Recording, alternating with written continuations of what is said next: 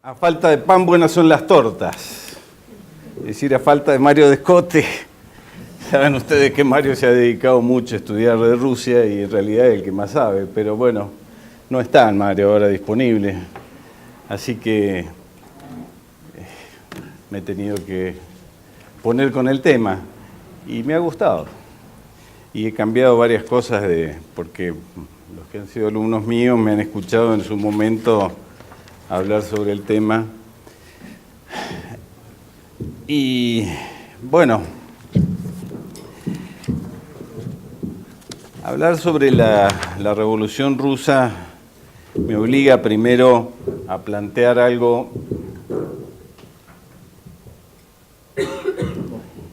ahí está, déjalo ahí. Algo que ustedes seguramente ya saben y que hemos festejado ahora ayer, el día de San Agustín. San Agustín, el primer teólogo de la historia, planteó la historia como un enfrentamiento entre las dos ciudades, ¿no es cierto? ¿Se acuerdan? Dos amores fundaron dos ciudades, dice San Agustín, el amor de Dios hasta el desprecio de sí y el amor de sí hasta el desprecio de Dios. Y el enfrentamiento entre estas dos ciudades se da a lo largo de la historia. Y la misión del historiador católico es develar esta lucha planteada a lo largo de la historia entre las dos ciudades. ¿Quién mejor que el padre Alfredo Sáenz para plantear esto? Y cuando lo plantea, él suele hablar de los tres momentos de la revolución anticristiana. Si ustedes se acuerdan, que justamente viene al caso plantearlo hoy, en este año 2017, porque es un año en que, recuerdan ustedes, tenemos el centenario de los distintos acontecimientos que marcan esa revolución anticristiana. El primero de ellos, 1517, la presentación de las 95 tesis de Lutero en la puerta de la catedral de Wittenberg. El segundo momento, el nacimiento de la masonería en 1717 en Inglaterra, en Londres, de la masonería moderna, que va a desencadenar todo ese proceso que nosotros conocemos como la Ilustración. Y el tercer momento, 1917, la Revolución Rusa. Primer momento, el sí a Dios, sí a Jesucristo, no a la Iglesia. Segundo momento, la Ilustración, sí a Dios, no a Jesucristo, no a la Iglesia. Y tercer momento, no a Dios, la Revolución Rusa, no a Jesucristo, no a la Iglesia. Casualidad de la historia, providencia, 200 años, ¿no? 1517, Reforma Protestante, 1717, nacimiento de la masonería moderna, 1917, Revolución Rusa.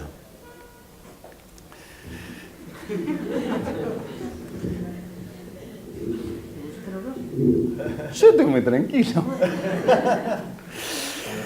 Me parece que vos sabés que está nervioso. Me ha parecido importante, interesante hablar un poco primero, plantear cuáles son las versiones más comunes sobre la Revolución Rusa. Porque de alguna manera marcan el sentir, el creer popular, lo que se enseña en las escuelas, en las universidades, que son la versión liberal y la versión socialista. ¿Qué dice la versión liberal acerca de la Revolución Francesa? Plantea que la Revolución Rusa se da a raíz de la opresión del zarismo, del emperador de Rusia, el zar del zarismo, por no haber incorporado las ideas liberales, las ideas de la Ilustración, de la Revolución Francesa, hablemos de la República, del parlamentarismo, de la soberanía popular, de las libertades de prensa absolutas, ¿no? De propiedad, etcétera, etcétera. Un segundo momento dice el desprestigio de la corte imperial, producido por, bueno, entre otras cosas, por la guerra con el Japón, ya vamos a hablar de esto, en 1904-1905, la participación desastrosa de los ejércitos zaristas en la Primera Guerra Mundial, una figura la de Rasputín, un monje, el monje loco, borracho, etc. La zarina, la esposa del zar, que era alemana, la debilidad del zar. Todo esto nos presenta una corte imperial supuestamente desprestigiada, y entonces esto es una de las causas de la caída del zarismo y de la Revolución Rusa. La falta de la modernización, se dice Rusia era un país atrasado, un país pobre, y entonces eso fue, a diferencia de los países de las potencias occidentales, que en el siglo XIX habían dado un paso, que era el de la adopción de las monarquías constitucionales, de la república, etc., del parlamentarismo. Y por último, que el gobierno provisional que se instaura después del primer paso de la Revolución de Febrero, la Revolución Burguesa, no pudo solucionar los problemas políticos, sociales y económicos, y entonces avanzó el bolchevismo, el marxismo, que toma el poder en octubre. La versión socialista coincide en que hay una opresión del zar, pero esa opresión del zar no se debe a las razones impuestas por la versión liberal, sino por las injusticias. Siempre el marxismo apunta a explicar los hechos por la lucha de clase, ¿no es cierto? Opresores, oprimidos. Entonces los oprimidos era el campesino, el hombre en general, que se ve oprimido por las políticas del zarismo, y entonces eso es la razón de la revolución.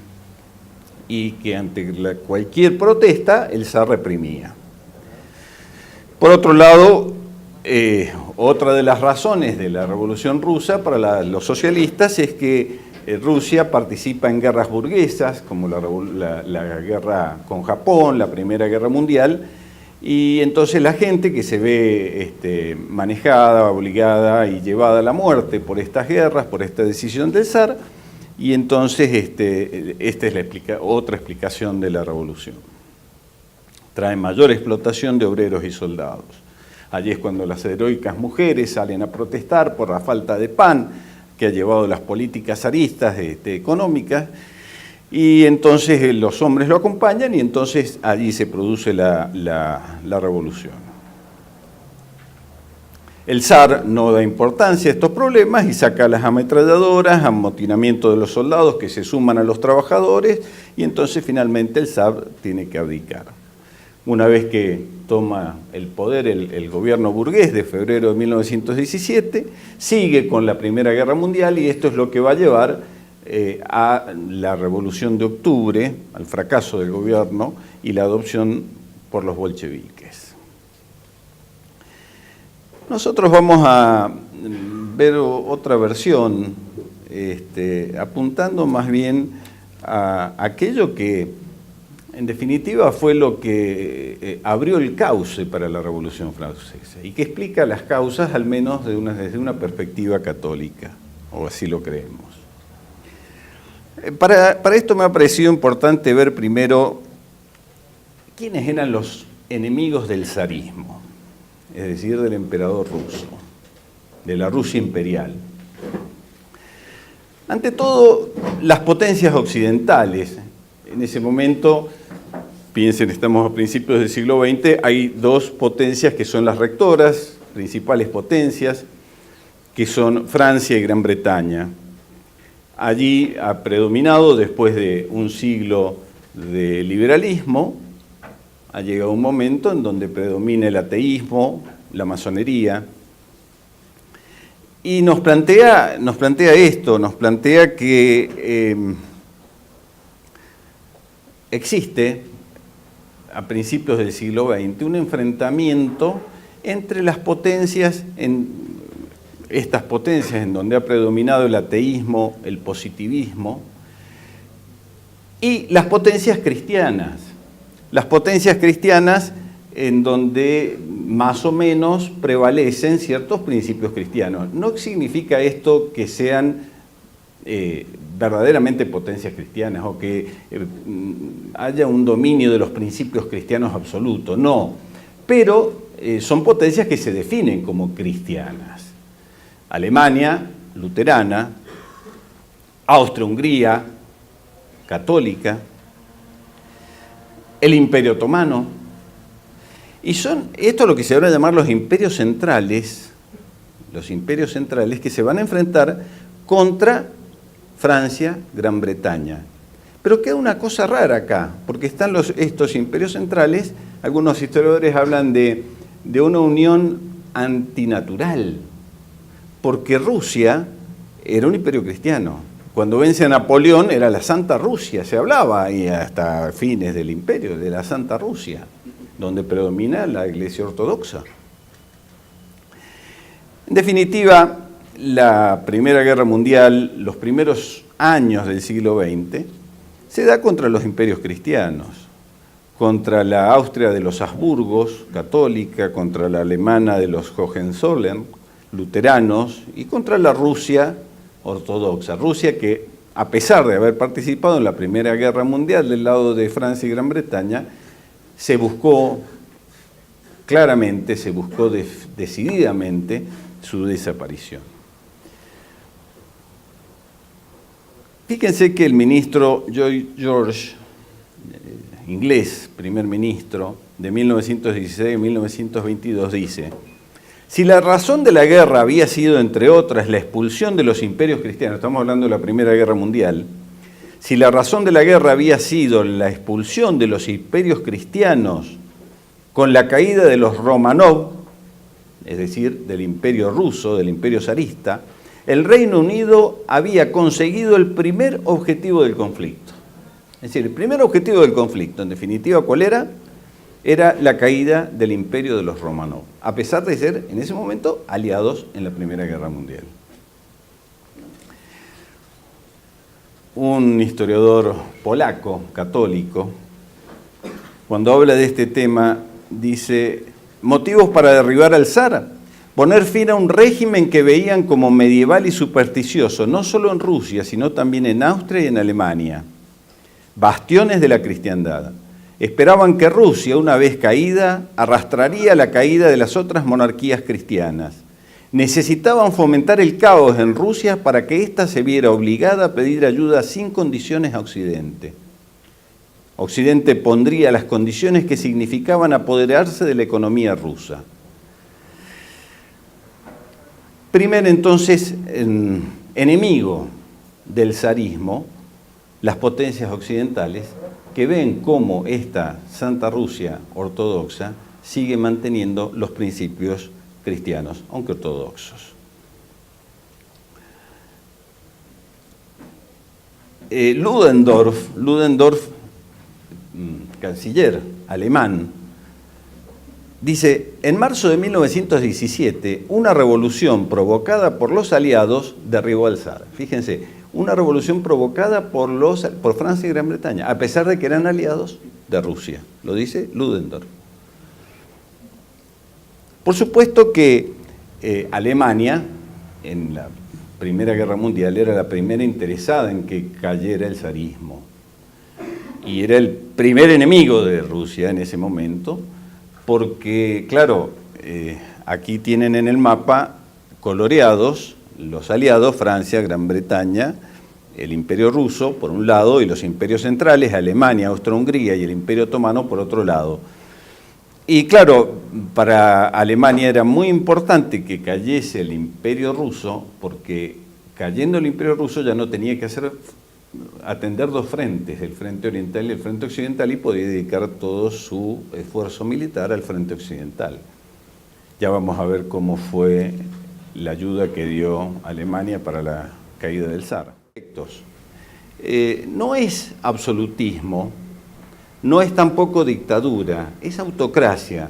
Es que el que gobierna no solo gobierna él solo, sino que se hace cargo.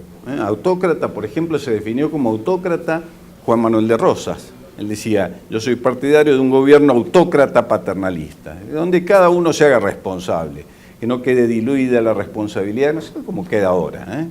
Cualquiera hace cualquier cosa y cualquier gobernante nunca es juzgado por nadie. ¿Qué buscaban los liberales y burgueses?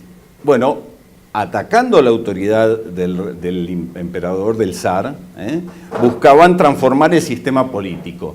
¿Para qué? Para hacerlo semejante a los sistemas occidentales. Es decir, miren, aquí se va a repetir mucho a lo largo de la Revolución Rusa esto que estamos viviendo hoy, aunque nadie lo dice, por ejemplo, en Siria, en Medio Oriente. Es el intento por implantar un sistema político que funciona, bien, mal, no sé cómo, en los Estados Unidos, en las potencias occidentales, pero que se quiere implantar tal cual en todo el mundo.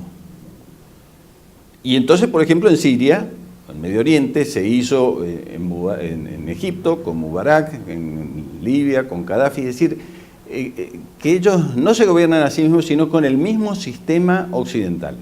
¿Qué es lo que buscaban los liberales y los burgueses? Implantar en Rusia el sistema liberal. Y para eso había que deshacerse del zar. Por eso son los segundos enemigos del zarismo. Por supuesto que el principal objetivo es nada menos que cambiar la soberanía real por la soberanía popular. Y este tema no es menor, y yo voy a insistir mucho en esto, porque, como dice don Rubén Calderón Bouchet, aquí está la clave. Esta es la clave para entender la modernidad. Es el paso de la soberanía real a la soberanía popular. ¿Por qué? Porque la soberanía real supone un previo orden existente, natural. Y entonces, quien real de la cosa objetiva, hay un bien común que existe y que el garante de ese bien común, generalmente, se entendía así en la tradición, era el monarca. El monarca es el garante del bien común. Con la soberanía popular, claro, esto no se puede dar. ¿Por qué? Porque en el pueblo siempre hay muchas opiniones. Y esas opiniones se debate, se lleva a consenso cuál es la verdad. Con la soberanía popular desaparece la idea, por supuesto llevada a lo absoluto, ¿no? Desaparece la idea de bien común, desaparece la idea de orden natural. Es prácticamente imposible conciliar la idea de soberanía popular con la idea cristiana de bien común y de orden natural. Nosotros lo vemos a cada rato. Y esto es lo que se buscaba con la revolución. Aquí está la verdadera revolución, que se empezó en Francia con la Revolución Francesa, que siguió después en España con las Cortes de Cádiz. La clave de la revolución moderna está aquí, en el paso de la soberanía real a la soberanía popular. Esto es importante porque ya nos va metiendo en una conexión entre la Revolución Francesa y la Revolución Rusa. La Revolución Francesa es la revolución que se quedó a medias, va a decir Marx.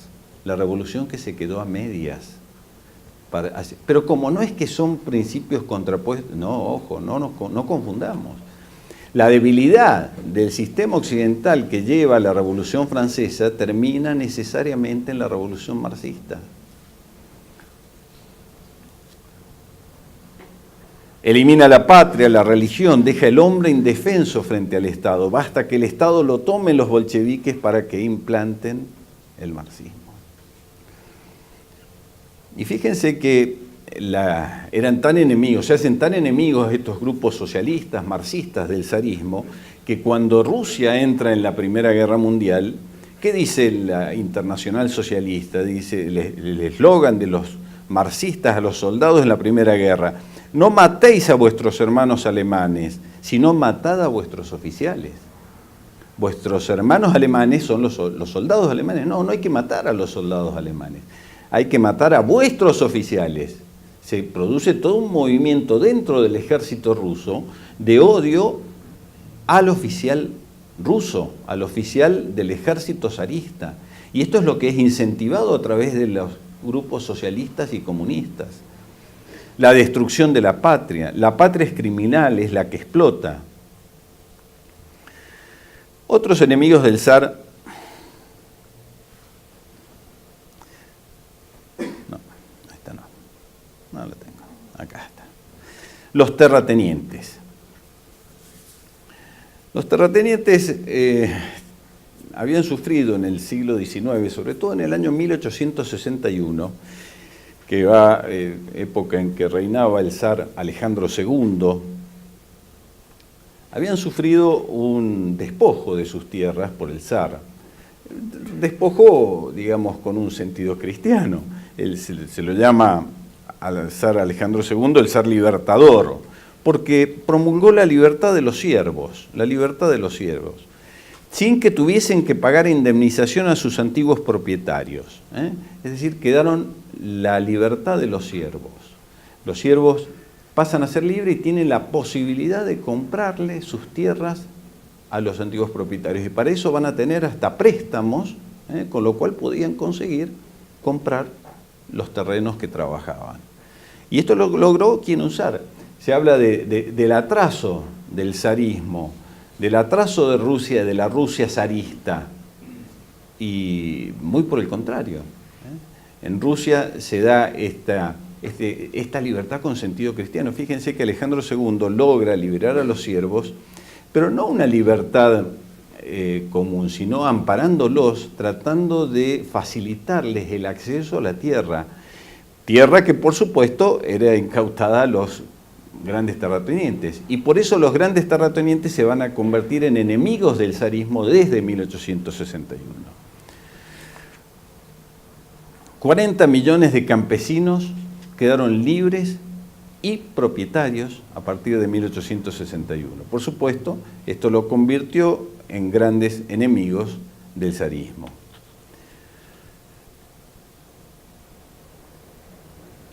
¿Qué otros enemigos? El gran capital internacional. Rusia, muy al contrario de lo que sostiene las versiones liberal y la versión socialista, había crecido muchísimo durante la segunda, sobre todo durante la segunda mitad del siglo XIX, económicamente. Es más, hay quienes sostienen que de no haber sido por las guerras que soportó Rusia de 1904 y 5 con el Japón y después la Primera Guerra Mundial, hubiera llegado a ser la primera potencia económica. Claro, ¿el problema cuál era? El problema era que los zares, y especialmente el último de los zares, Nicolás II, nunca quiso depender del capital internacional. Y esto no se lo perdonaron. Había que hacer caer el zarismo porque el capital internacional no podía entrar en Rusia. Había entrado de modo de inversiones, pero estaba muy controlado y prácticamente para el gran capital internacional esto no servía. Y entonces se van a convertir también en enemigos del zarismo.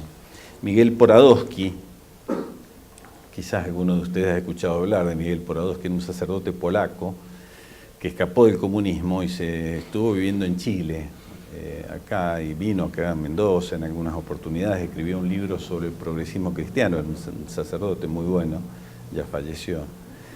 Va a hablar de las riquezas naturales de metales, petróleo, y la negativa de Nicolás II a aceptar las nuevas inversiones que suponían dependencia económica y política.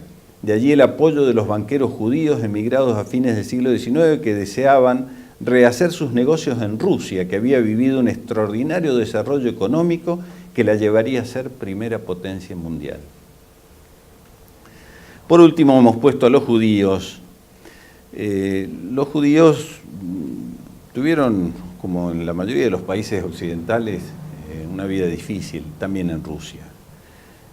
Los judíos, no saben ustedes, el gran problema del judío es que no se integra a las sociedades en las cuales participa, de las cuales vive. Y esto lo llevó a ciertos enfrentamientos con el zarismo. Primero, se atribuye a un judío la muerte del zar Alejandro II, este mismo zar liberador de las reformas, de la libertad de los siervos. Y eso fue una de las razones por las cuales se endurecieron las políticas del zarismo con los judíos. Y especialmente a fines del siglo XIX, en la última década del siglo XIX, donde se los expulsó con los famosos pogroms. Eran persecuciones que en principio empezaron siendo populares contra los judíos, pero después del mismo zarismo. Esos judíos que eran perseguidos en Rusia terminaron donde, en Alemania, donde fueron bien acogidos. Y esa fue la razón de la corrupción de la raza alemana que va a terminar después en Hitler persiguiéndolos y masacrándolos. El genocidio. ¿Por qué? Por la raza aria corrompida por esta masa de judíos que venía de Rusia. Ellos se vuelven revolucionarios contra el zarismo, enemigos, por supuesto. Frente a la represión de Nicolás II se va a hacer todo un lobby en Estados Unidos, y en ese momento el que todavía no era presidente, pero que lo va a hacer unos años después, el presidente Wilson, va a decir textualmente: el gobierno ruso, naturalmente, no espera que la OSA llegue al terreno de la acción y, en consecuencia, sigue actuando en su placer en esta materia, en la confianza de que nuestro gobierno no incluye seriamente a nuestros hermanos de ciudadanía judíos entre aquellos por cuyos derechos aboga. No se trata de que expresemos nuestra simpatía por nuestros compañeros de ciudadanía judíos, sino de que hagamos evidente nuestra identificación con ellos. Identificación entonces de los objetivos judíos con los objetivos norteamericanos, dicho por el que fue presidente de los Estados Unidos, el presidente Woodrow Wilson, durante la Primera Guerra Mundial. Otro historiador, inglés en este caso, Paul Johnson, transcribe una entrevista de Teodoro Herzl, el creador del sionismo, al entonces ministro de Finanzas rusos, Sergei Witte. Witte le dice: uno tiene que reconocer que los judíos dan razones suficientes que justifican la hostilidad. Tienen una arrogancia característica. Sin embargo, la mayoría de los judíos son pobres. Se dedican a toda clase de actividades desagradables como la prostitución o la usura. Por lo tanto, como usted puede ver, es difícil que los amigos de los judíos los defiendan. Y sin embargo, yo soy amigo de los judíos, dice Witte. A lo que Herzl le responde, Herzl, creador de sionismo: si es así, ciertamente no necesitamos enemigos. Witte dice: se quejó del gran número de judíos que militaban en el movimiento revolucionario. Y Herzl le dice: ¿a qué circunstancia atribuye esto? Witte responde: creo que es culpa de nuestro gobierno. Se oprime excesivamente a los judíos. Yo decía al finado zar Alejandro III: Majestad, si fuera posible ahogar a los 6 o 7 millones de judíos en el Mar Negro, yo apoyaría absolutamente la medida. Pero como no es posible, hay que dejarlos vivir. Y bien, ¿qué deseáis del gobierno ruso? Cierto aliento, dice Herzl. Pero si se alienta a los judíos, se los alienta a emigrar. Por ejemplo, con puntapiés en el trasero. Y de allí se fueron a Alemania. ¿Cuáles fueron las circunstancias que llevaron a la Revolución Rusa? Primero, un malentendido enfrentamiento entre el occidentalismo y los eslavófilos que explicábamos recién, entendiendo que todo lo que viene de Occidente es mejor. Y todo eso hay que adoptarlo a Rusia. Todas estas ideas políticas, ilustradas, positivistas, todo esto va a hacer que Rusia sea como Francia, como Gran Bretaña, es decir, tomar el modelo francés, el modelo inglés. Si Gran Bretaña consiguió ser un gran imperio con estas ideas, y Francia también, los dueños del mundo, entonces nosotros tenemos que hacer lo mismo. Segundo, el zarismo en el siglo XIX. Los zares del siglo XIX, a pesar de lo que dice la historiografía, tanto liberal como socialista, fueron los mejores. Pero ciertamente lo que no pudieron hacer fue frenar el proceso revolucionario. Ese proceso revolucionario que está lleno de los enemigos de los cuales hemos hablado. El mito del capital de la injusticia, la versión comunista, y del atraso, la versión liberal, en esto queda absolutamente desmontado. El economista francés Edmond Terry publicó 6 meses antes del comienzo de la Primera Guerra Mundial un libro titulado La transformación económica de Rusia, donde ofrece cifras elocuentes. De 1908 a 1912 el carbón, por ejemplo, creció un 79,3% comparado con los 5 años anteriores. El hierro en el mismo periodo subió un 45,9%. Miren que estoy hablando del carbón, del hierro, fundamental en ese momento para toda la industria, en ese momento. La agricultura creció un 37,5%. La red ferroviaria de 27.000 kilómetros pasó a casi 65.000 kilómetros. La instrucción pública en la enseñanza primaria obligatoria a partir de 1908. Paul Johnson, este historiador inglés, dice, antes de la guerra la producción industrial rusa había aumentado con mucha rapidez, 62% entre 1900 y 1913. En todo caso, hasta fines de 1916 continuó desarrollándose en algunas direcciones. Miguel Poradowski, que es el polaco que hemos hablado recién, dice, el crecimiento industrial de 1890 a 1913, 300%, 1914, 101%, 15, 113%, 16, 121%. Todo esto para desmontar el mito ese de esa Rusia decadente, de esa Rusia atrasada, de esa Rusia que no atiende los problemas de la pobreza, etcétera, etcétera. Solzhenitsyn, ya ustedes lo conocen, que dijo, antes del estallido de la guerra de 1914, Rusia podía ufanarse de una floreciente industria manufacturera, de un crecimiento rápido y de una economía flexible y descentralizada. Sus habitantes no se encontraban restringidos en la elección de sus actividades económicas. Se había realizado progresos significativos en el campo de la legislación obrera y el bienestar material de los campesinos. Se encontraba en un nivel que nunca habría sido alcanzado bajo el régimen soviético. Los diarios se encontraban libres de una censura política preliminar, incluso durante la guerra. Existía una libertad cultural completa, los intelectuales no se encontraban restringidos en su actividad. Rusia, con sus tantas nacionalidades, no conocía acerca de las deportaciones de pueblos enteros ni de movimientos separatistas armados. Este retrato no es meramente diferente al de la era comunista, sino que es directamente su antítesis en todos los aspectos. Esto dice Solzhenitsyn.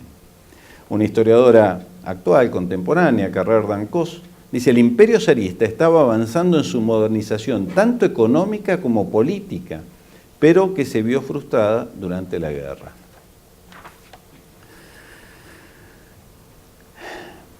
La tercera de las circunstancias que llevan a la revolución, ya vemos entonces que no es el problema de la pobreza, del atraso, pero sí la ruina de la nobleza, las nuevas ideas. ¿Por qué se da la ruina de la nobleza? La ruina de la nobleza se va a dar por la supresión de la servidumbre, que ya hablamos recién, por el desarrollo económico, por la transferencia de fortunas a manos burguesas, por la crisis agrícola, que obligó a los nobles prácticamente a desaparecer. Desaparecieron los nobles de Rusia. Claro, una monarquía sin nobles termina desapareciendo.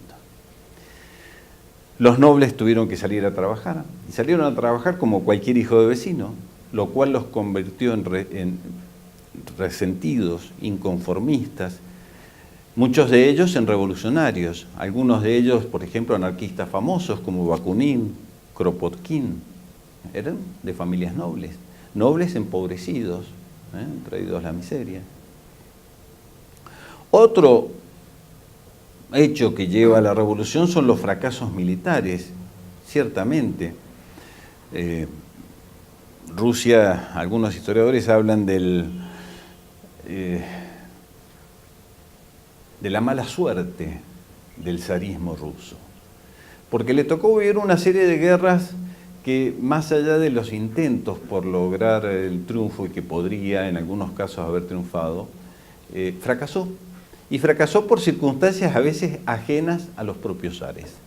Empecemos, por ejemplo, por la guerra de Crimea. Crimea, por si lo recuerdan, vale la pena ubicarlo, aquí en el Mar Negro. Esta es la península de Crimea. Crimea fue buscada, apetecida por los rusos, era parte del Imperio Turco, la disputó con los turcos en la guerra de Crimea, y cuando iba ganando la guerra intervinieron las potencias occidentales y obligaron a retroceder a los rusos, con lo cual Rusia, si no perdió la guerra, la empató, o por lo menos no consiguió lo que buscaba. Hoy saben ustedes que sí es parte de Rusia, ¿no? Eso en 1853 al 56. Otra guerra que tampoco la pudo ganar definitivamente fue contra los turcos, también contra los turcos en 1877 y 78. Contra el enano japonés, 1904 y 1905. Digo el enano japonés con toda la intención porque para los rusos era una guerra que no se podía perder. La guerra contra el Japón, una potencia de segundo orden que luchaba contra la Rusia eterna, la Santa Rusia, estos amarillos del este, y sin embargo la perdieron. Guerra que fue aprovechada, fue digamos, mal planteada de parte de Rusia, y ahí está la culpa del zarismo, pero era una guerra que no la podían perder, y aprovechada en lo interno por todos los enemigos del zarismo, que aprovecharon la derrota, aprovecharon las restricciones impuestas en la guerra, como cualquier otra guerra, ¿para qué? Para hacer la revolución, para comenzar la revolución. Un intento fallido de la revolución fue en 1905, ¿a raíz de qué? A raíz de la guerra contra el Japón. ¿Qué exigían? Un parlamento, la Duma, así le llamaban. ¿Y cuál era la excusa? La falta de pan. Y el emperador, el zar, que estaba tan preocupado por los problemas, justo había tenido su hijo y le descubren la hemofilia, y entonces desatiende ese tema y se produce una represión sangrienta de todos estos que estaban comenzando ese primer intento de revolución, y finalmente se produjo una represión sangrienta que aprovecharon también todos los grupos revolucionarios para hablar del zar asesino, del domingo sangriento, etcétera, etcétera. Pero bueno, pudo controlarlo. Triste también fue la participación en la Primera Guerra de Rusia.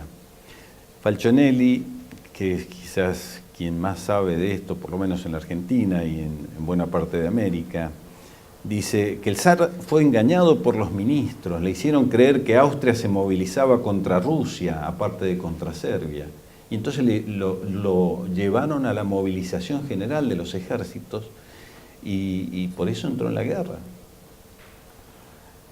Tenía una alianza contra natura, como dijimos recién, ¿no? Unido al Entente en vez de los imperios centrales, que es con la cual tenía mucha mayor afinidad, desde religiosa hasta política, hasta tradicional, etc.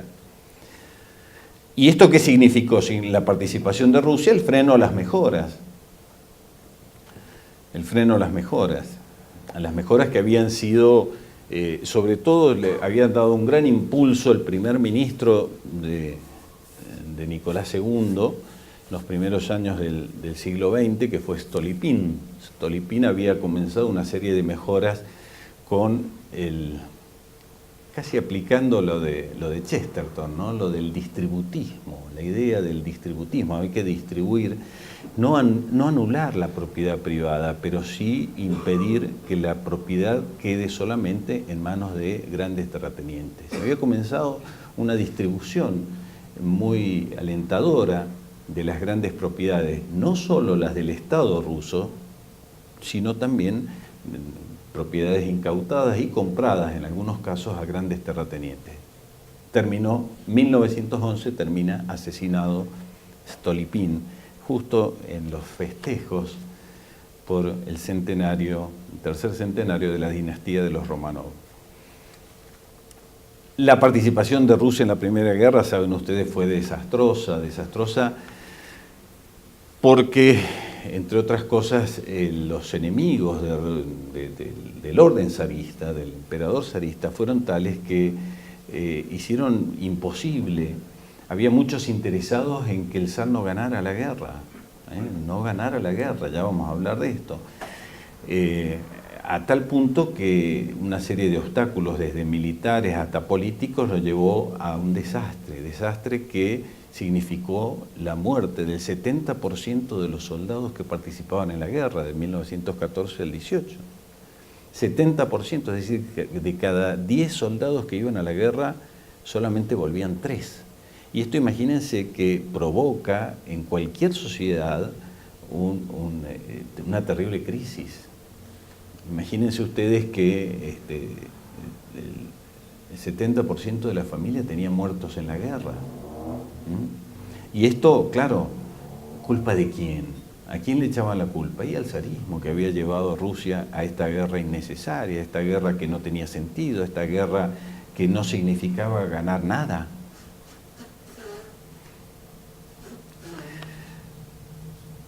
Algunos de los historiadores hacen mucho hincapié en Rasputín. Y a mí me entró una gran desconfianza, porque cuando se presenta un personaje histórico y se lo presenta demasiado burdamente, como se lo ha presentado Rasputín, ¿no? El monje loco, el monje borracho, el monje lascivio, que le gustaban las mujeres, que lo único que se dice de Rasputín es esto. ¿Saben? Rasputín era un monje ortodoxo que tuvo acceso a la corte imperial porque tenía fama de dones sobrenaturales para curar, y cuando nació el único hijo varón del zar, que era el heredero, el zarevich, Alexei, nace con hemofilia, y entonces lo buscan a Rasputín, a este monje que tenía poderes curativos supuestamente, y efectivamente cuando está Rasputín se cura, cuando se va se enferma, y entonces aparece una dependencia de la familia imperial respecto de este monje. Y se lo presentan, ustedes lo van a leer en todos los libros de historia, lo ven a Rasputín como el loco, el mujeriego, el borracho. Claro, ¿qué pasaba? En Rusia a estos monjes se les llamaba los starets, que eran especies de consejeros, pero no eran consejeros solamente, digamos, lo que nosotros llamaríamos el director espiritual, sino que también era consejero en cuestiones políticas, sociales. Entonces este era Rasputín. Y Rasputín se acerca mucho, sobre todo la zarina va a tener una devoción por Rasputín, y este se convierte en un consejero de la corte imperial. Y al parecer, los consejos de Rasputín estaban orientados a convencer al zar de que tenía que salir de la guerra. Y esto es lo que no querían, entre otros, buena parte de la corte imperial, buena parte de los nobles que quedaban, los burgueses, es decir, todos los enemigos del zarismo. Los principales enemigos del zarismo estaban interesados en la guerra y estaban interesados en la participación de Rusia en la guerra. Y la figura de Rasputín, aunque esto todavía no está probado, es la figura del zar, del monje que está aconsejando al zar salir de la guerra antes del colapso total. Falconelli dice, en definitiva, no se trata de defender a Rasputín, pero cuando uno analiza, por ejemplo, quiénes fueron los asesinos, todos traidores a la corona, ¿por qué se habla del escándalo del monje Rasputín a partir de 1916, cuando Rasputín ya estaba en la corte desde 1910? Habla de las envidias cortesanas con la zarina, de la influencia que tenía este monje, que era portavoz de los deseos y aspiraciones de 100 millones de campesinos rusos. Jan Jacobi dice, protegía, este es un historiador ruso muy importante, escribió un libro hacia 1930 sobre la Revolución Rusa, dice, protegía al pueblo contra los terratenientes, contra los nobles, estos entonces lo asesinaron, murió como mártir por el zar y por el pueblo. Es el monje de las profecías, dice, si muero o me abandonáis, les dice a la corte zarista, perderéis a vuestro hijo y vuestra corona antes de 6 meses, cosa que sucedió.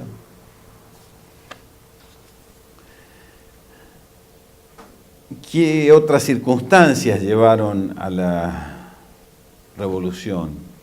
Bueno, pues los comunistas. Los comunistas que tenían una actitud ante la guerra y buscaban, mediante la guerra, la caída del zar. Falcionelli iba a decir, aprovecharon la situación para la revolución. Lenin, junto a Zinoviev y Kamenev, que eran judíos, alentaban desde el destierro a los revolucionarios para que contribuyeran a la derrota de Rusia en la guerra que sostenía contra Alemania y Austria.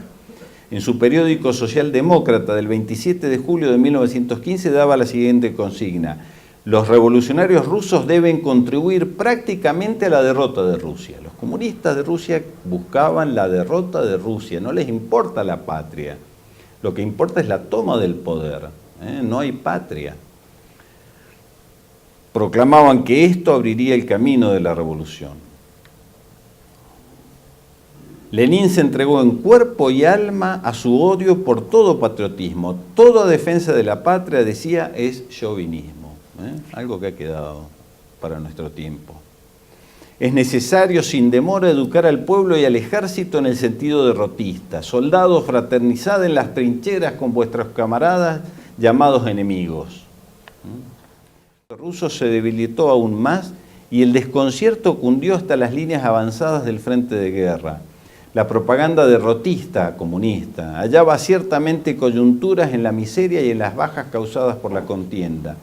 La promesa de que al triunfar la revolución se repartirían la tierra a todos los propietarios fue tan halagadora que las tropas querían dejar de pelear para llegar al reparto.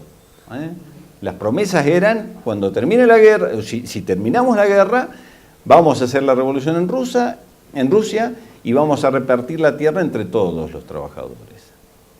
Coordinadamente las doctrinas bolcheviques agitaban a los militares hablándole de los derechos del soldado, según los cuales los oficiales deberían ser nombrados por selección de entre los soldados, la democracia militar. Y estos podían discutir las órdenes de aquellos. Desde ese momento quedó rota la disciplina y así comenzó la última etapa del fin de la Casa Imperial rusa. Los liberales también estaban interesados en esto. Falcionelli dice: no querían que ganara el zar, porque los excluiría definitivamente del poder. Tampoco querían la paz, es decir, ni que ganara el zar, ni que se firmara la paz. Que a partir de 1916 era un clamor popular y asumían una actitud de crítica al zarismo porque decían que era incapaz de llegar a la victoria. La traición frente al enemigo. Buscaban apoyos en los ambientes políticos liberales en Londres y París, y crearon ellos la leyenda de la incapacidad y el derrotismo del régimen imperial. Especialmente se acusaba a la emperatriz y a la camarilla que la rodeaba, por ser ella alemana, de querer firmar una paz por separado. Jean Jacobi dice: es un crimen de alta traición de los partidos opositores, ¿no? Si todos los partidos liberales, estos que buscaban la modernización, se daban cuenta de que si triunfaba el zar, ya no se iban a poder imponer los principios liberales de la soberanía popular, del parlamentarismo, etcétera, etcétera.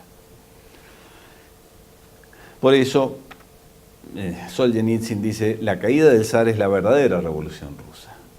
La verdadera revolución rusa es la de febrero, no es la de octubre.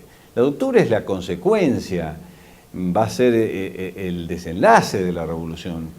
Pero la verdadera revolución, y esto curiosamente, la mayor parte de la bibliografía habla de la revolución bolchevique, pero a la revolución bolchevique se llega con la revolución de febrero. Sin la revolución de febrero no hay revolución bolchevique, no hay revolución comunista. Y la revolución de febrero fue esto, fue la caída del zar. Y esto no lo digo yo, lo dice Solzhenitsyn en una entrevista del año 2007, poco antes de morirse, y murió en el 2008.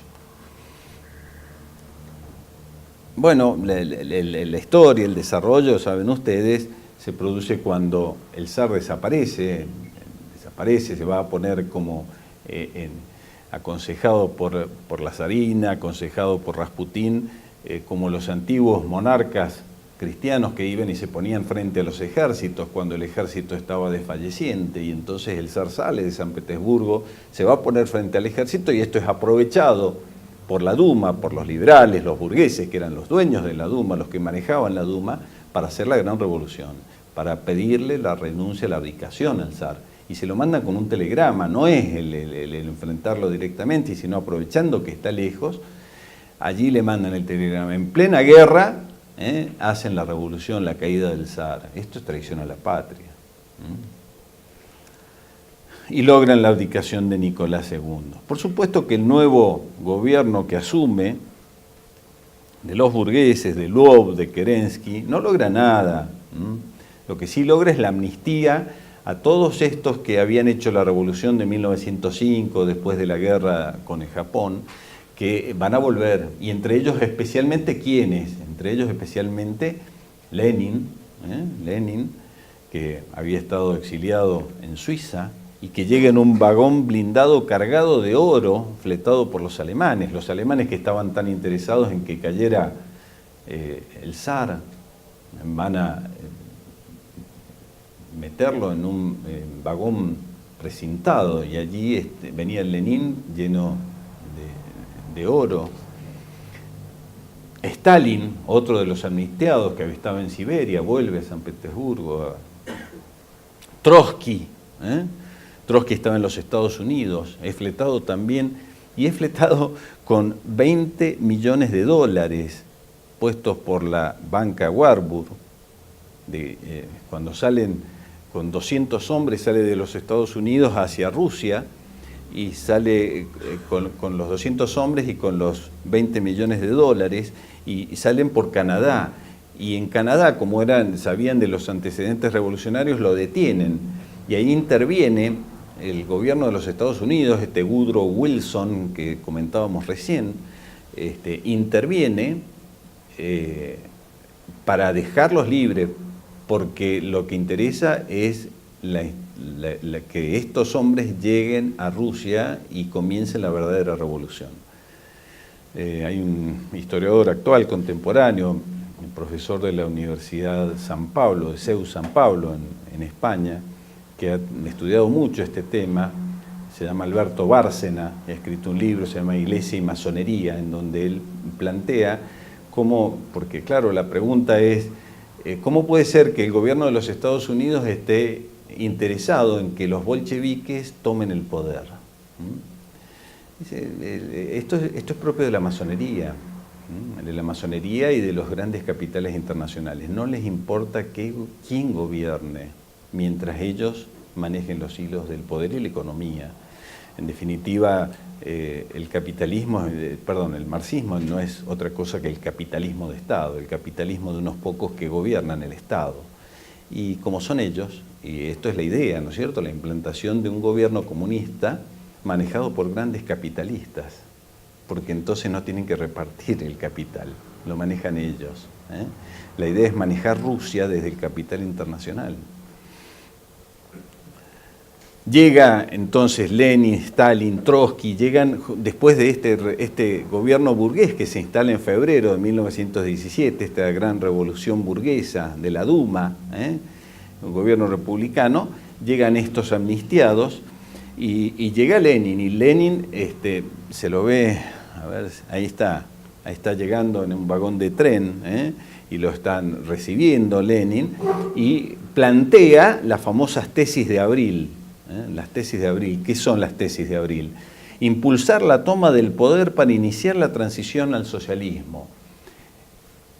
Esto no es la revolución es la que viene, va a decir Lenin. Va a prometer la entrega de las tierras de la nobleza a los campesinos, la negociación inmediata de una paz sin anexiones ni indemnizaciones.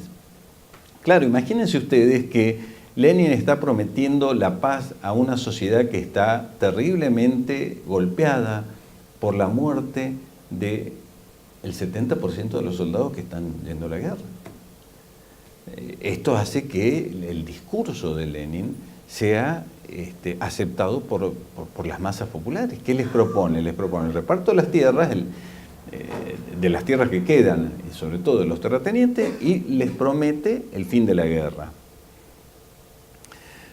Los burgueses no supieron, por supuesto, aprovechar esto. Los burgueses estaban tan comprometidos con las potencias occidentales que los habían ayudado a hacer la Revolución de Febrero, que ahora no podían sacar a Rusia de la guerra.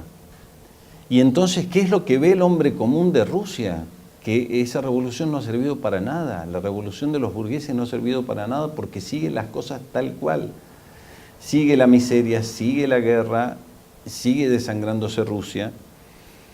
Dice Falcionelli, habla de la incapacidad de la oligarquía para ocupar la vacante dejada por el zarismo, para cuidar los intereses nacionales de franceses e ingleses. Seguían la guerra solo para dar satisfacción a sus mandantes de Londres y París. No sigue el reparto de tierras tal cual lo había planteado Stolypino o antes Alejandro II. Habla de la impopularidad e indiferencia a los sueños liberales de los industriales y banqueros y de los intereses de la clase de la burguesía.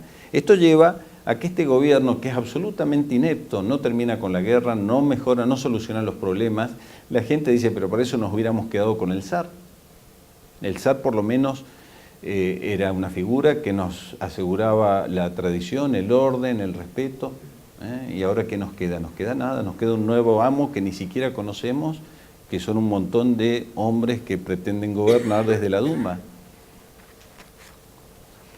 Y esto es lo que lleva a que hacia el 24 o 25 de octubre, según el calendario ruso, los comunistas llegan al poder. En una revolución que no fue ni popular ni mucho menos. Fue muy bien planeada, y sobre todo por Trotsky. Trotsky es el gran estratega entre los comunistas, inclusive mucho más que Lenin. Lenin va a aparecer tarde en la revolución.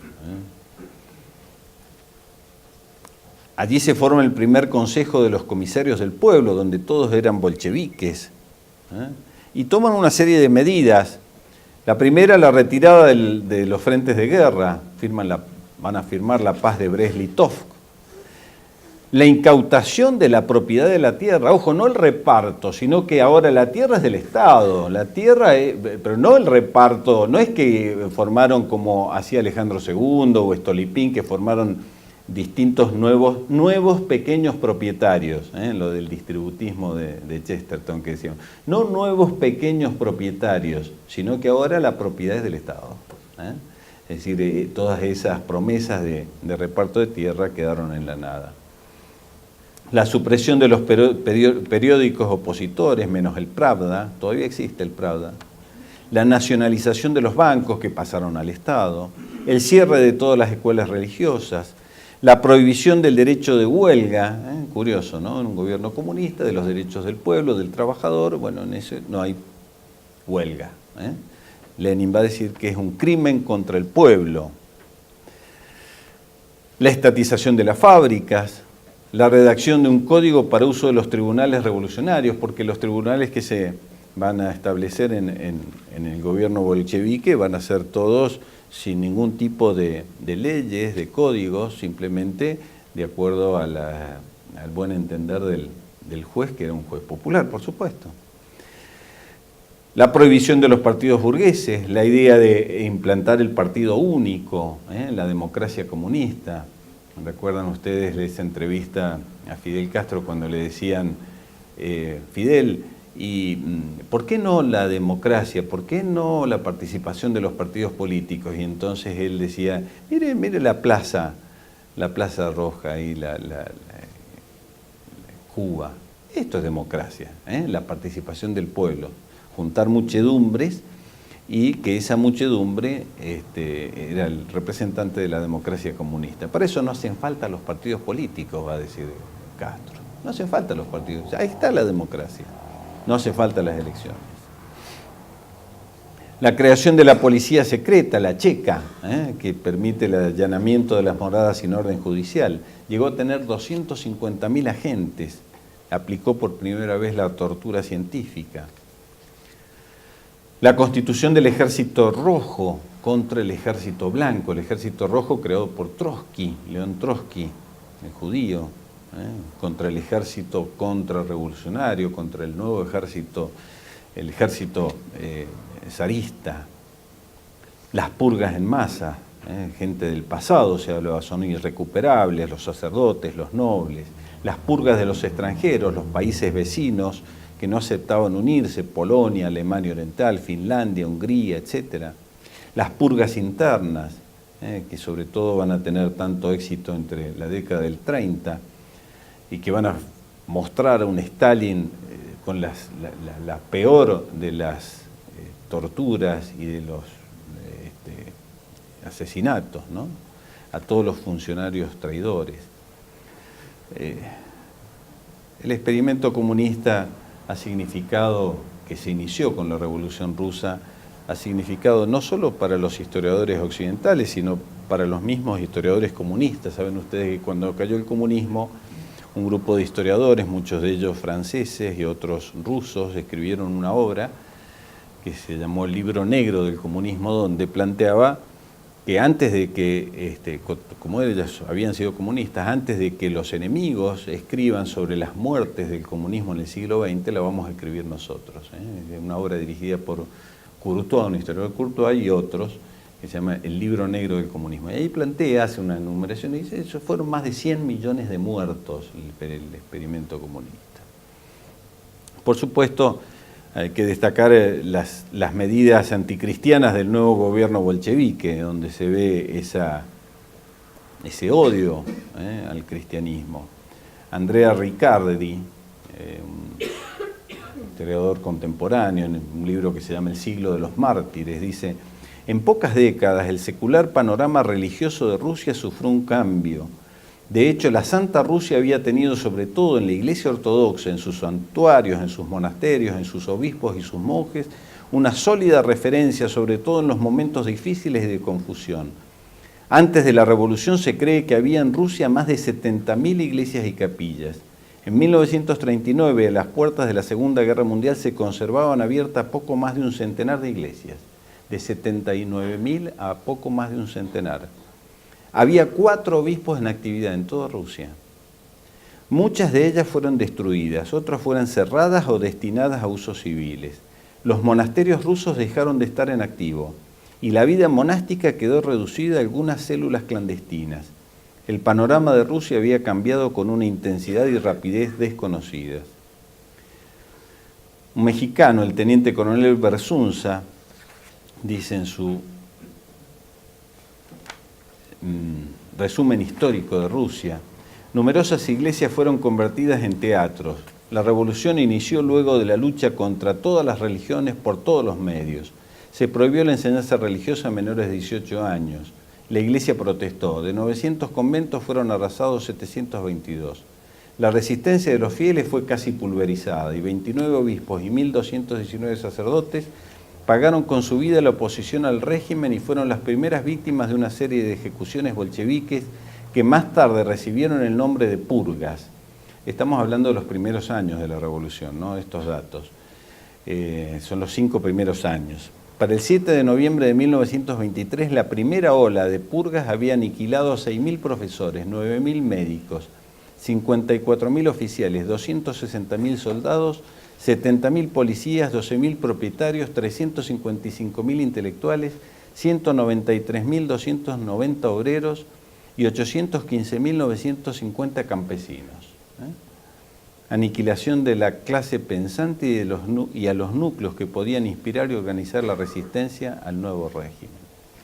De allí comienza la guerra civil rusa. Yo no me voy a extender porque ya bastante nos hemos extendido, pero solamente decir que hubo una resistencia, sí, claro, la hubo, la del Ejército Blanco. Figuras como el general Denikin, el general Kornilov, que se levantaron y trataron de rescatar al zar cuando estaba todavía vivo, los primeros meses de 1918, y casi lo logran. A ver si aquí tengo, aquí las flechas celestes son las que van marcando el Ejército Blanco, que llegó a tener una parte considerable de Rusia, pero que otra vez las potencias occidentales miraron para otro lado y Francia y Gran Bretaña, lejos de ayudar a los ejércitos blancos, los dejaron solos y en algunos casos los traicionaron.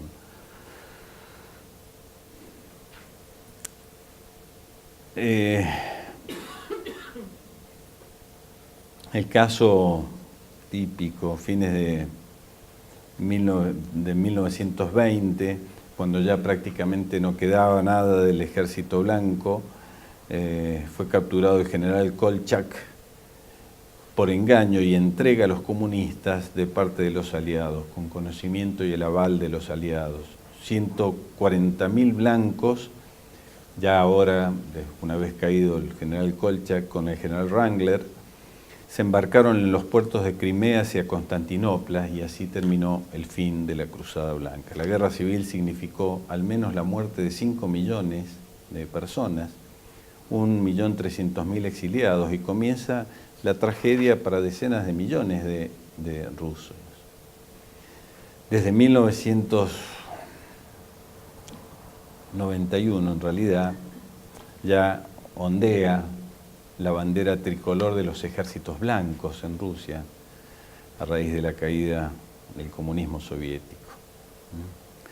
Pero lo que nos interesa, por último, es el legado.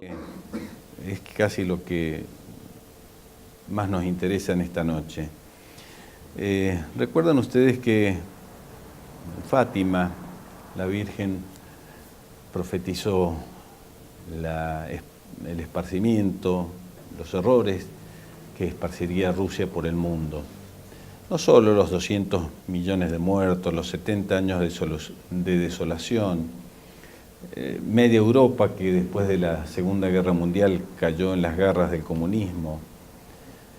No solo que en el mundo occidental los medios de comunicación y el mundo académico también quedó en manos del comunismo, sino algo que Alberto Bárcena, este profesor de la Universidad de San Pablo, hoy en estos días está divulgando, inclusive ha sido invitado por la Unión Europea en el mes de junio pasado a disertar sobre estos temas, sobre el legado comunista, y él hace hincapié justamente en esto, que el principal legado comunista hoy fue porque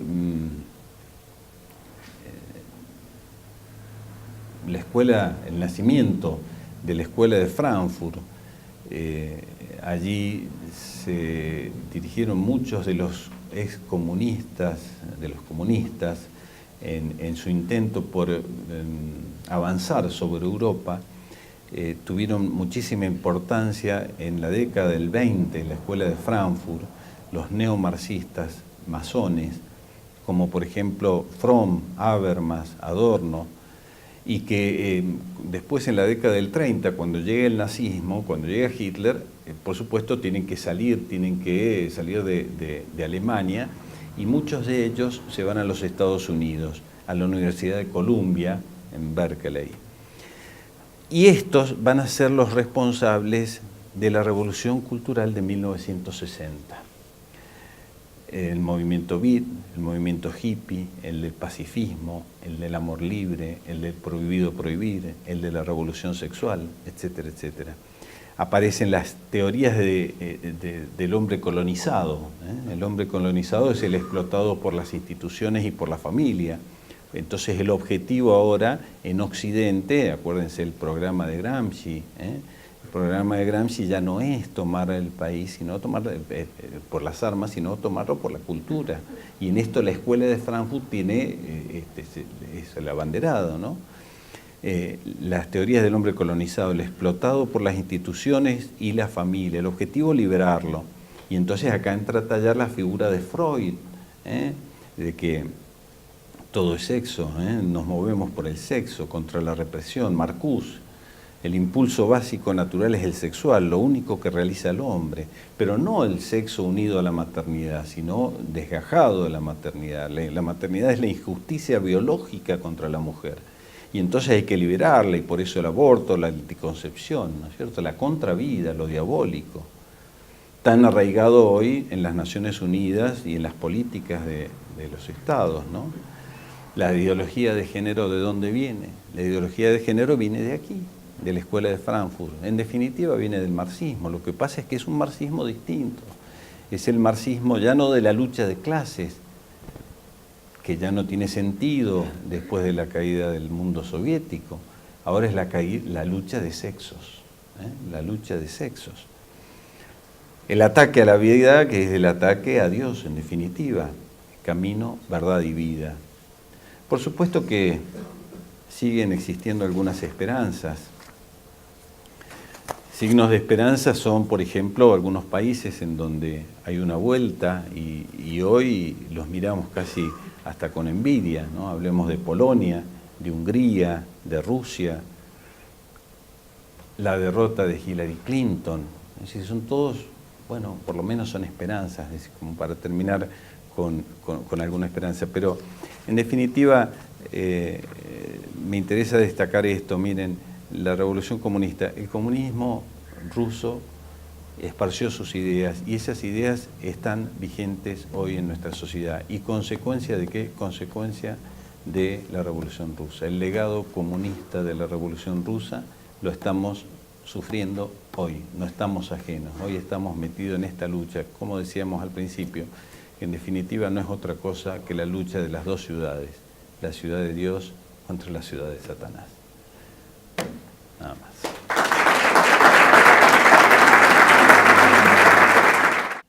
Que son las tendencias de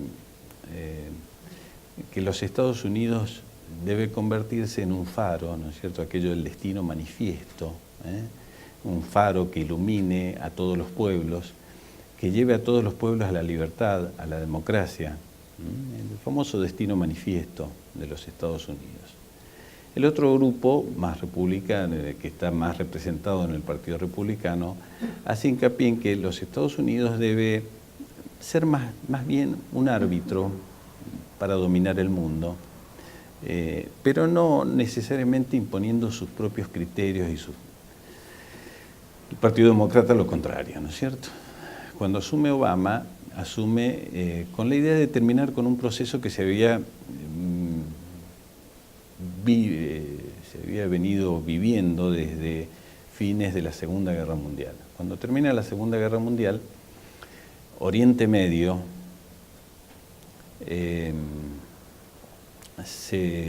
como está allí en el peligro de que... Dos peligros tiene Oriente Medio. Por un lado, el comunismo soviético, es decir, que lo fagocite el mundo soviético a Oriente Medio, y por otro lado, que caigan en el fundamentalismo religioso. Para eso Obama va a planear lo que se llama la Primavera Árabe. La Primavera Árabe perdón, me estoy saltando un paso. Los Estados Unidos, después de la Primera Guerra, impone dictadores que le van a permitir solucionar estos dos problemas. Son dictadores anticomunistas, hablemos de Gaddafi en Libia, de Mubarak en Egipto, de al-Assad, el padre del actual, en Siria, de Saddam Hussein en Irak. En todos estos países se establecían gobiernos que eran anticomunistas y que eran de carácter laico. Controlaban a los fundamentalistas y evitaban que cayeran en la órbita soviética.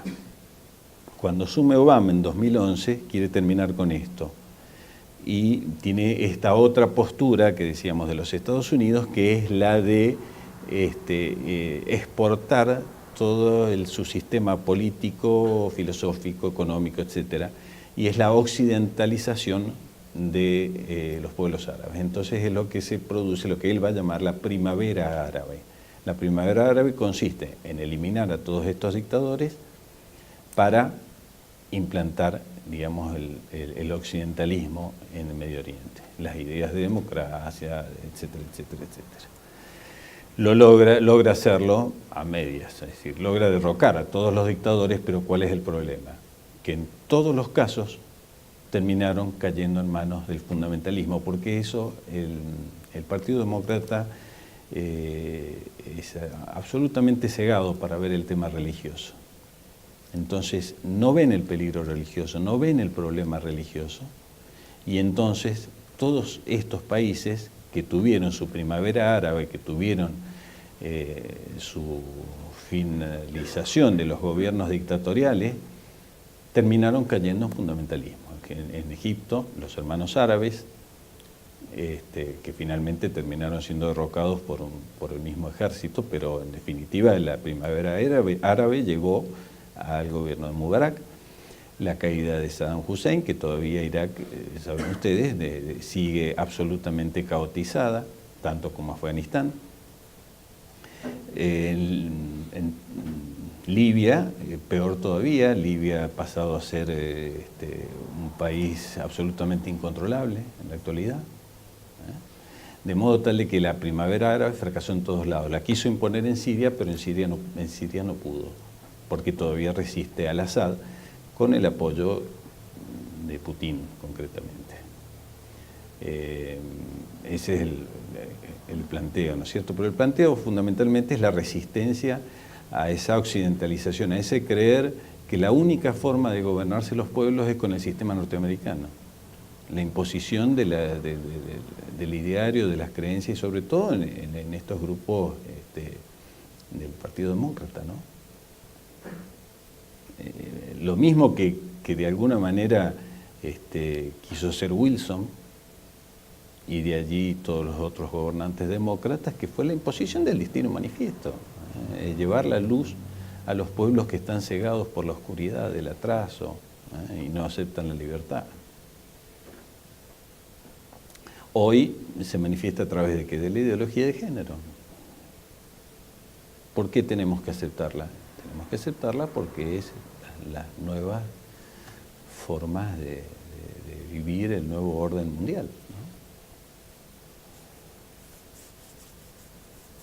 Siria no tenía deuda externa, no dependía económicamente. Bueno, no sé yo exactamente cómo era la deuda externa, pero no es un problema de deuda. O sea, la intervención que hizo, lo que hicieron los Estados Unidos ni en Egipto, ni en Libia, ni en Irak tuvo que ver con la deuda.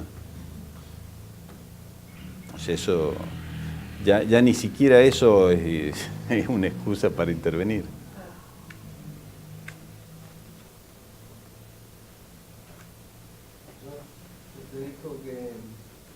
Bueno, hay esperanzas y mencionó Rusia y también recién dijo de la incapacidad del pueblo ruso para adaptarse a la democracia, a las políticas occidentales. Tomando esto, se puede ver en Putin, en la figura de Putin, una vuelta al zarismo o en una figura nueva original. Digo, sin saber mucho, veo que está queriendo rescatar un poco los valores que hundió el Imperio Soviético. Sí, a ver, más que pensar en el zarismo de Nicolás II o en una restauración del tipo de la restauración del periodo, de la época de la restauración después de Napoleón, que podríamos decir, no es eso, pero sí es esa tendencia a lo absoluto que tiene el mundo ruso. Es decir, a gobiernos de tipo absolutista. Llámese zarismo, llámese como se llame, ¿no? No sé si es una vuelta, pero sí, indudablemente, Putin quiere ser, lo llaman el zar sin corona. El zar sin corona. De todos modos, no deja de ser, bajo algunos aspectos, cierto, una esperanza en este mundo que nos lleva para otro lado, ¿no? Algo en que tomarnos, agarrarnos, ¿no? Más allá de los falsos, las falsas traducciones que se han hecho de sus discursos.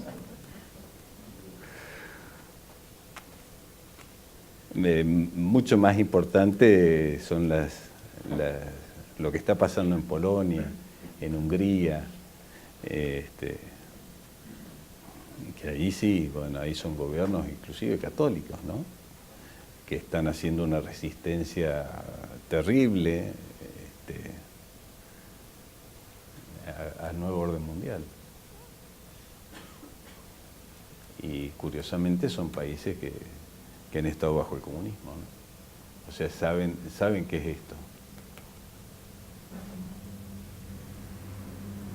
Yo tengo una pregunta con respecto a Putin y a la forma de gobierno que tiene Rusia, ¿no? ¿No es que en los últimos años Putin ha estado como jefe de Estado y como jefe de gobierno? Sí. O sea, por qué puede hacer ese cambio y en el sentido, o sea, perdón, pero yo discrepo con la idea anterior de que puede volver el zarismo, ese tipo de esperanza. No, o sea, no conozco mucho el gobierno Putin, pero lo que voy, si vas atando así entre jefes, o sea, distintos puestos que tiene el gobierno, no lo veo quizás con, no sé si permanencia en el poder y menos por reformar el gobierno. No, yo no he dicho que él vaya a reimplantar el zarismo, no se entienda mal. O sea, lo que pasa es que es un zar sin corona, es un zar de hecho. Ha logrado tal poder en Rusia que no tiene ni sombra de oposición. ¿Cuánto tiempo se va a mantener en el poder? No lo sabemos. Yo creo que ni él lo sabe. Pero bueno, yo creo que hay que respetar las idiosincrasias de cada pueblo, y cada pueblo es dueño en definitiva de tener su gobierno como quieran, ¿no? Los rusos necesitan de este tipo de gobierno. ¿Por qué Putin tiene tanto éxito en Rusia? Porque ha sabido captar el alma del ruso y las tradiciones rusas, a pesar de haber sido un miembro de la KGB. Por eso digo, si va a reimplantar el zarismo, no sé, no lo creo, ni me parece que haya dado señales de hacerlo. Pero lo que sí ha captado es esa necesidad del líder absoluto, que es el único que puede gobernar Rusia.